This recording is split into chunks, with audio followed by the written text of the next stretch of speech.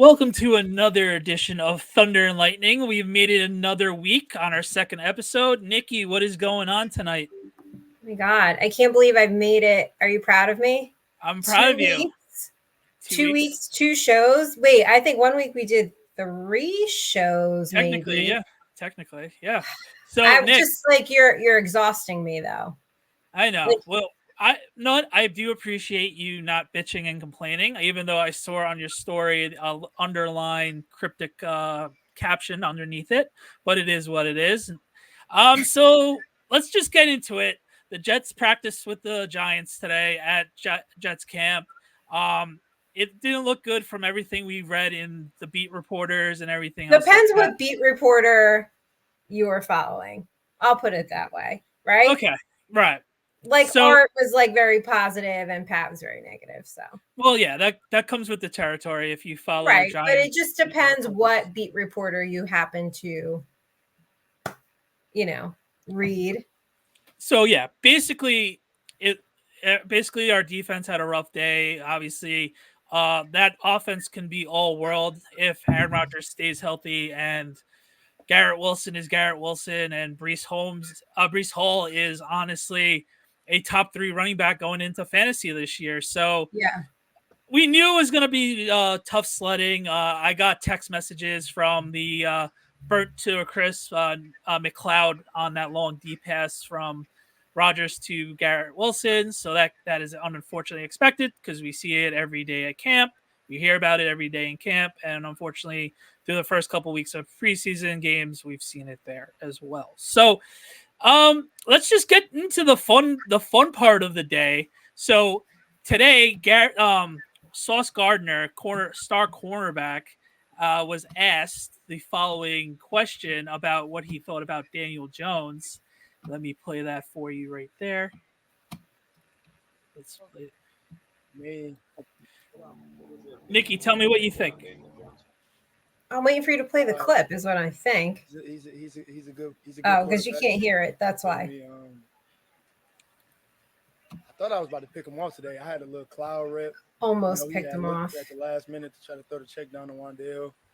I thought I had to pick, but he kept it. I love this part. Long pause. What is that? Like a 12-second pause, 15-second.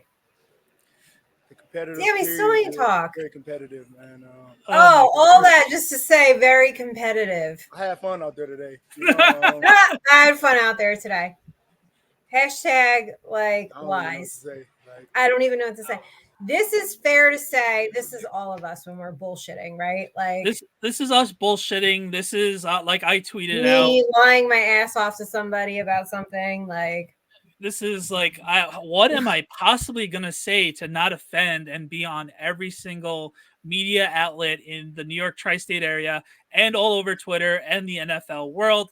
Then Sauce has to tweet about it. Oh, this is great. This is great. This tweet was great too. Hold on 1 second. I said he was a good quarterback, but I got a little distracted with something mid-interview. Laugh emoji, chill with like 10 L's. So we're not buying that sauce. No, not at all. I'm not buying that sauce. No, that was his media training, I think, kicking in. A+. You're taught to so when my clients are on camera, we teach them the same thing, right? Like if we're videoing them for content and they're doing we call a walk and talk, if their thoughts, if they feel it or they don't know what to say or it's bubbling up or something, we just say, take a pause, right? It's okay. Just take a pause. Well, one, that's to leave room so we can edit it, to get right. If we have a good 8-10 second buffer, we can splice it together. But two, you usually compose yourself a little bit. It seemed like he did, but I wonder what he would have said had he not taken that pause. I actually want to time that pause because that was really long. Yeah. By the way, that video was from SNY Giants on Twitter. We got to give them a shout out for posting it today. So, yeah. All right. Your media training. Yeah. Since you work for a media company. Yeah, no, that was the ultimate. I got to bullshit through this comment. Let me just get out of this unscathed. we know media training 101, and it's just like silence is golden sometimes. And the how am I going to get out of this question as fast and painless as possible? And that was what Sauce was going through. And that was after Sauce waved goodbye to the end of practice because what everybody said, they shut down the Giants for the most part. And obviously, Sauce is a all-world corner. He's a top 2, top 3 corner in the league. So that comes expected. Unfortunately, I heard Neighbors dropped a couple passes, but that's here or there. He was mad at himself for that. He was Yeah, really mad at could himself tell. for that. You could tell he was mad. But I love Sauce's response. One, because he does show a little maturity, like you said. It's showing, okay, how do I get out of this, Right. without like no matter. So there's really it's hard because you know what he wants to say, but he can't. And there's really, no matter what he said, like it was going to be, if he said, I think Daniel Jones is great, that we would have called him a liar. You know what I mean? Like he couldn't win. And if he said something bad, he would have got like ripped to shreds. Right. So I think he tried to stay as neutral as possible. And out of it came this really funny moment. Like you can see the wheels spinning of like, oh fuck, what am I supposed to say? Kyle Brandt from Good Morning Football had a good tweet as well. Honey, how was the bachelor party in Vegas this weekend? Oh, it was good. It was good. It was calm. I had a lot of fun. I had a lot of fun. Yes, that was the tweet. And then I tweeted out. You said what you tweeted out. I tweeted out when a ugly girl asks you how do they look cute or something to that degree, and you're just like, now you're getting saucy. It's still funny. When an ugly girl asks you if she looks good, that's what you tweeted out? I thought you tweeted out the dog side eye. But... Well, no, that was after I was at Sauce's. That was at Sauce's tweet, but that was funny. I was being. If funny an about ugly girl asks you if you. Have you been in that situation where like you feel like not particularly, but I know other guys that have been. So it's just like it's asking really for a friend type of thing. Okay, yeah, got it. Yeah. So what did your friends do? Same thing, long pause? Yeah, no, you're beautiful. You're cute. Yeah, cool. All right. So see, that awkward pause. but so that's why like if guys call a girl beautiful or something, it's like no. You know what I mean? It's like, okay, like, so you just told me your friends will lie to an ugly girl, which by the way, everybody is beautiful in their own way. And there's yes, of course, every lid. Of just course. Because you're not attracted to that person doesn't mean they're not attracted to somebody else. Okay. So let's just say that this person was not attractive to your friends, but they said, oh, well, you look beautiful. And so then it's like, well, okay. I mean, but you'd also have to give the Sauce pause, though. That's the whole joke of it. You have to give the Sauce pause. Okay, I don't know. Maybe some of your friends are like super suave, or they just throw this out to every girl. Oh, you look beautiful. Yeah, you look beautiful. Not everybody could be thinging on things. So, well, at least we got a viral moment. We thank you, Sauce Gardner, for giving us Sauce, because honestly, thank God for Sauce. We got 8 minutes of giant content today. Ooh, 8 full minutes of giant content. But well, how did Daniel Jones look, though? It seemed that give me the non-Sauce answer. It seemed like he was able to move the ball methodically down the field.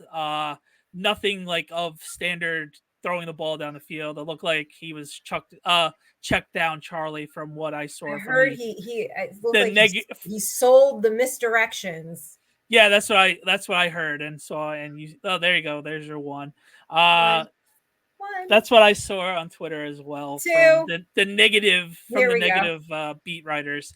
But yeah, isn't it? It's amazing how some people training camp. We're at this point of training camp that it's just like, can the season just begin? And like I'm just good. Over. You're finally where I was a few weeks ago. Okay, good. Now that you've caught up to me and you're like, okay, whatever. You just want the season to start. I want to see what Daniel Jones looks like in a real game. Week 1, real game. I want to see what he looks like. You know, I don't care. Like, this is just, I mean, whatever. We got good content out of it. It's a funny interview. And it's funny. Know. And Like, it's funny that people take it so seriously. Well, who's taking what seriously? Well, the Dan Hive is taking everything seriously. Are they called the Dan Hive? No, I just felt like calling it that. Oh, well, what are you gonna call your like groupies and stuff? What do you call your fans? I don't know. You're gonna have to workshop that with me post. How about the? Oh, you can't be the Bay Hive. But I was gonna say because your last name starts B-E. Yeah, but you can't. You're not Beyonce. No, I can't take Beyonce's beehive. No, you can't. I have to workshop it. You could workshop it. We'll figure out something. So we saw the extremes on both sides today for Daniel Jones. Would you just then say probably his performance landed somewhere in the middle? It's Good, a typical, different? Yeah, it's typical uneventful Daniel Jones of day, and it's just like, all right, the Dan Hive is gonna blow it up to being he was the God's gift to the world, and the Daniel Jones haters are. They're like, oh my god, did you see any great day today? Doesn't matter. I don't fucking care if he has a great day on August 21st and he like sold some misdirection. I want him to have a great fucking season. I want him to beat the goddamn Cowboys. Like, yeah, well, you're not even have faith he's gonna beat the Cowboys. You just I don't want to bring us down. You know my joke. I'm not trying to bring us down. I'm just saying that's when it matters to me. All of this is fine and dandy, and so and then the Daniel Jones haters are like, "See, even Sauce agrees." So I know, but that's funny. Oh, it's hilarious. He's not like the worst quarterback ever, but he's not great either. He's the definition of mid, right? He is mid. Isn't that what guys call some girls mid? Yeah, well, mid is just meh. It's mid. You're like, all right. Some days you're gonna be slamming. Other days, all right, you didn't have your A stuff, but you're still good. It's like pitching, like solid middle of the rotation pitchers. Some days they'll throw 10 strikeouts, and other days they'll give up 10 runs in the first inning, and you're like, oh, that's who he or she is. Oh well. Good thing I'm slamming every day. No middays here. No middays here. Sorry, dangs are slanging. Even though everybody thinks I'm a drag queen. Drag queens don't have middays, so thank you for the compliment, everybody. Yeah, well, the way you're put together positively is there's no off days for you, so keep it up. Thank you. No days off, as you know, because you make me come on here 13 times a week to talk about Daniel Jones. Let's talk about the defense real quick. Concerned? You were concerned on Monday, so no, it's the glaring holes that we've been talking about all camp.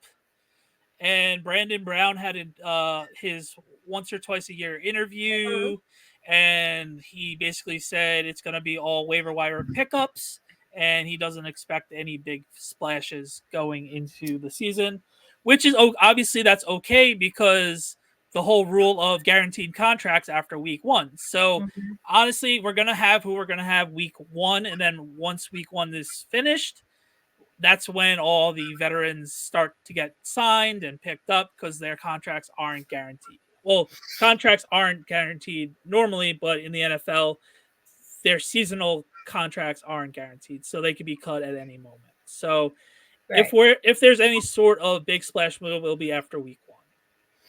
Yeah, so everybody just hold tight. Hold your horses. Don't expect much. D tackle and cornerback seems to still be the glaring holes.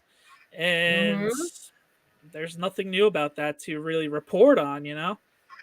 How many times can we mention that without like, oh my God, here we go again? But yeah, those are it. What time's the game on Saturday? What time's the game? I'm pretty sure it's 7:00. 7:00 on Saturday. Oh, up against Liberty, huh? Yeah, 7:00 for the Liberty games. You get your one good team out of the way, Nick. They won the other night. Last night, 24 in a row. Good for them. They won 24 games in a row. I think it was something like that. Yeah. Or at home. 24th win. Something in general. Like that. Okay. I was gonna say 24 wins in a row and we don't hear about it. That's kind of sad. All right, cool. We didn't hear a lot about. You know what? I know they were on Olympic break, but it kind of like killed the buzz a little bit. You know, it did kill the buzz. It did. Yeah, and I haven't been there. And they haven't played in a month because it was the All-Star break and then Olympics. Yeah. So that kills the mojo for sure.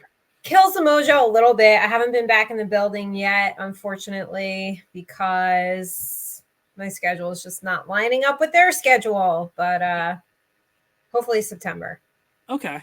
Also, it's fantasy football season. You did say you had a couple of rookies that off a list. What website did you get from? So this is Yahoo's. This is their rookies who will make an immediate impact from the jump. So not deep sleepers, none of that yet. I'll give you the list, and if anything jumps out at you, I'm sure some of this is to be expected. Jaden Daniels, right? Yeah, I think with Jaden, it's gonna be interesting to see. He's gonna be a late round pick unless you are like me who like wait on quarterbacks.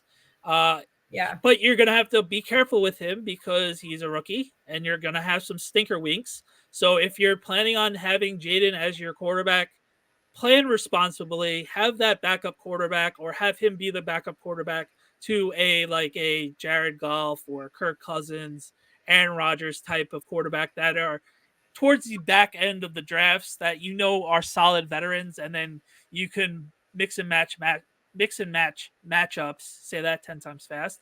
Mix and match matchups. Some weeks, all right, Jaden's playing a crappy run defense. Let's have him have a day against that offense, and let's see what happens with that type of thing. So that's how I feel with Jaden. I like that. Draft responsibly. So they have Jonathan Brooks next. I mean, concerned about the ACL tear, and then it looks like he's not going to be ready to go till week 3. Talk about drafting responsibly here. See, I that was one of the names I prepared for today. Look at me preparing. So with Jonathan Brooks, he was awesome at Texas. So he at whenever he is fully healthy, he's going to be more than likely taking the reins or getting a good healthy share of the running game with Hubbard. So I would stash him away because he could definitely be a running back that will get the ball out of the backfield catching wise. A lot of people are doing PPRs like myself. Are you a PPR type of person as well? One of the leagues is, yeah. Okay, so I would definitely take a look at, keep my eye out for him because people are going to be discouraged because he's a Panther and he's hurt. He's definitely a nice stash guy, especially if it's a keeper league. You never know. If you draft them in like the mid to late rounds next season, he could have all the potential in the world. You keep him, and that's a value right there. So I like Jonathan Brooks. How about Trey Benson over there in Arizona? A little inconsistent with training camp. That so far they're saying it's not really what you want to see out of him. Obviously, they have James Conner. So, any thoughts on that one? Trey Benson from Florida State, another awesome running back from college. We all know and like James Conner's story, having cancer, fighting back, and being a very solid pro. But let's face it, he's always hurt. He's always missing games. He's that guy. If you have him on your team, you see him day to day or with some sort of injury. But at the end of the day, he will play. So I could see him sharing the carries with him, and he will be a very important handcuff, especially knowing on Connor's injury history. So, and who knows, maybe that week that he is hurt, you obviously play him right away, and he could steal a lot of the limelight from James Conner. That could definitely happen. I'm excited about that offense. That offense is going to be awesome. Well, we're going to stay in Arizona because Marvin Harrison Jr. is next on the list. I mean, he's a freak. I know there's a lot that's already been said, right, about him, but I mean, take him. He's that guy that he's going to be on your team. If like I mentioned, he's a keeper. He's going to be a keeper, and if all things go to plan, he's going to be on your team for a very long time, or you're going to be trying to trade for him, or he's going to be one of those darlings for the next 5 to 10 years, hopefully, if he stays healthy. No brainer. He's a freak. Yeah, no brainer there. How about our hometown kid here? Well, now he's hometown to us, Malik Neighbors. obviously. Look, I think you want to say it's a no-brainer so bad because he's so good and he's another freakish talent. But the knock on him, obviously, is his quarterback. Yeah. I think with him, since we are in the New York, New Jersey area, he's going to be very overrated in our drafts. But if, like, Yeah. let's say you're in an out of town draft, you could probably sneak to get him. I wouldn't rush to go get him and reach for him because of how crazy our media is with New York and New Jersey and our fan bases. Well, our fan base of just wanting anything positive with the Giants and just having a giant. But he's going to be in the same breath as Odell and Saquon, early day Saquon, fantasy wise.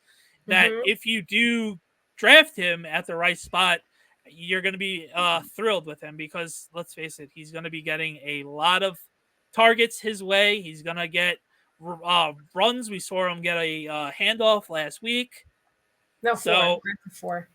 The volume's going to be there. The volume's going to be there. Just be careful if you are drafting with other Giant fans or in the tri-state area because he's going to go overrated and there's other value there. Yeah, the homers will grab him. The homers are going to grab him. What's a reach to you for Malik Neighbors? What, he's going around the third round, fourth round. So like if like let's say you're like 5 picks ahead, like you get him 5 to 10 picks ahead of everybody else where he's projected to go, that would be a reach for me because it's just like, all right, yes, he's going to be awesome and hopefully he's awesome for you to hit, but there's going to be a lot of other guys there that you can get the guy that you didn't reach for and another guy, and then you're going to have a healthier team. All right, one more for you. Brock Bowers. Over there in Vegas. I mean, immediate impact. Tight ends are so shallow, and when you draft a guy top 15 and Gardner Minshew's your quarterback, let's face it, he's a solid. He's in that mid category with Daniel Jones. Let's call it. I was just gonna say, is he mid like Daniel Jones? He's in that mid off with Daniel Jones, and he's not in that offensive minded. He's not in that offensive minded team like he was last year with the Colts. So it's going to be some getting used to with this offense with the Raiders. I was about to say Oakland, but wow, I'm so used to Oakland, but yeah, green part still.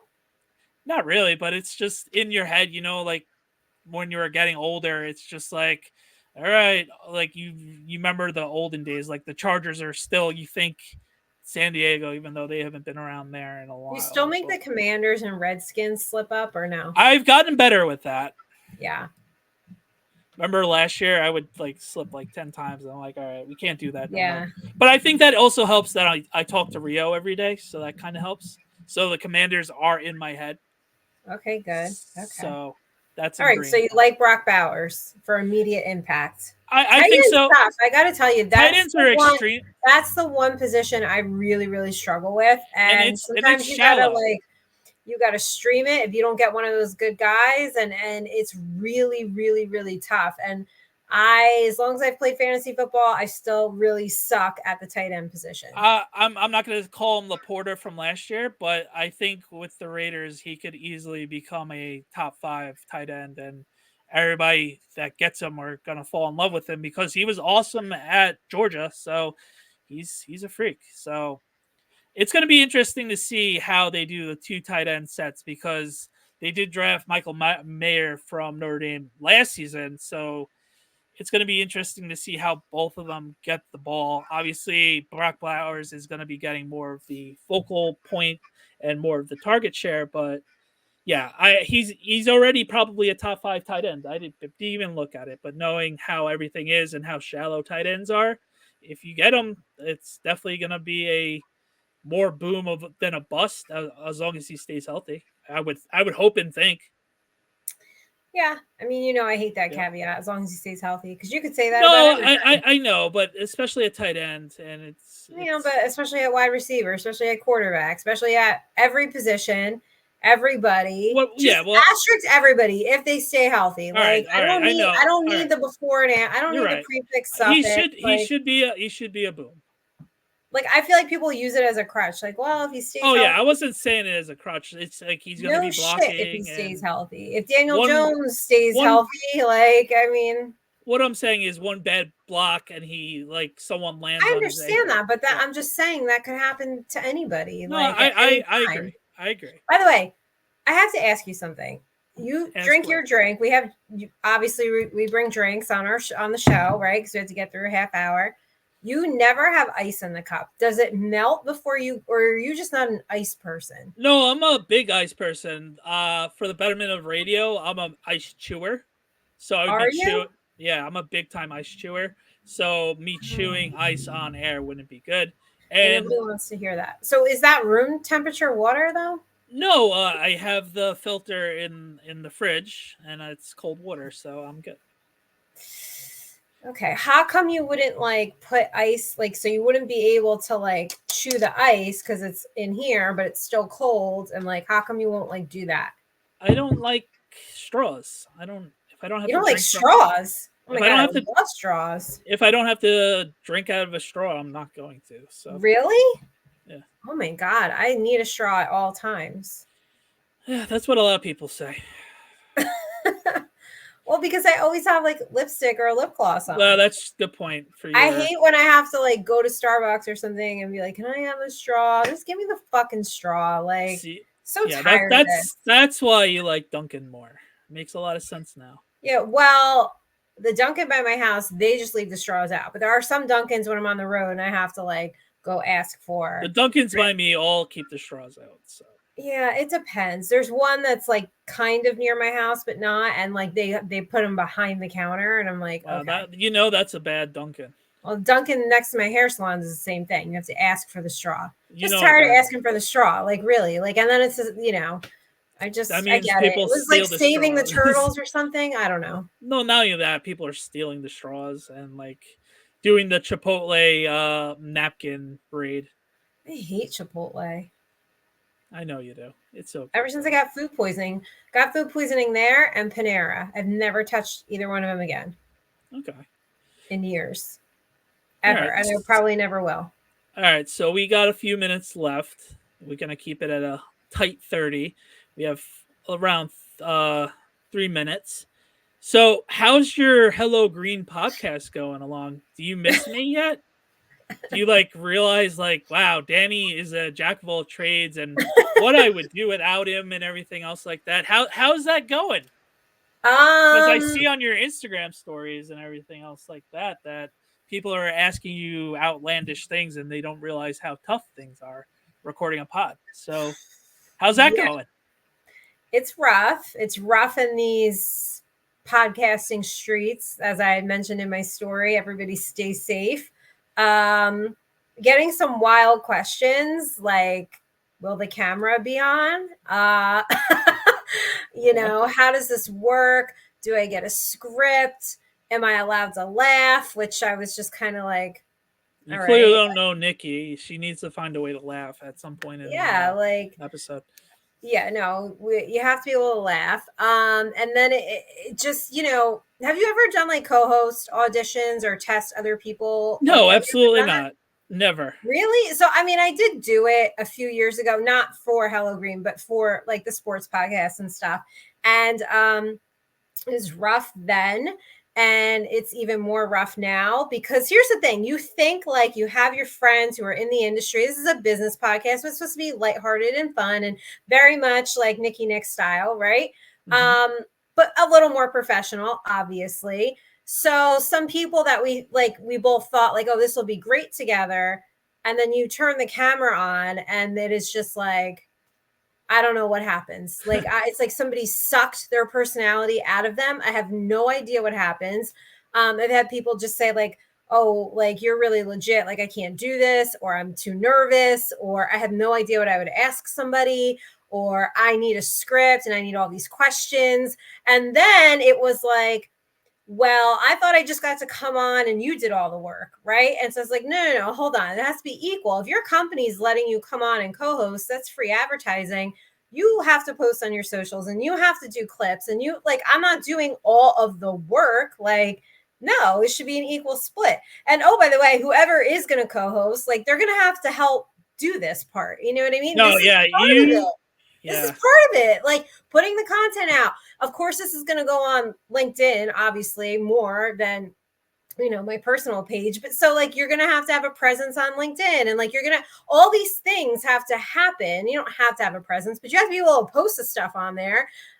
So I think what's interesting is people are not realizing how hard it is, and that you don't just turn on a camera and a ring light and like call it a day, and that there is work that goes in prior to a show and after a show. And I think people are getting a reality check, and chemistry between co-hosts is so fucking important. I can't even stress that enough. Anybody out there is starting a podcast, or like they're in a podcast and they're just like, it's not working anymore, or whatever. I cannot stress this enough to you. You've got to gel with your co-hosts. You got to know when to pick them up. You got to know when to like play off each other.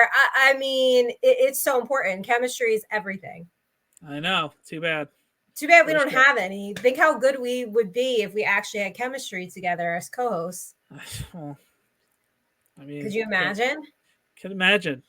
But what kind of like will the camera be on? That's rough. That's rough. Yeah. So it's been interesting, and not quite sure what I'm not sure what I'm gonna do from here, actually.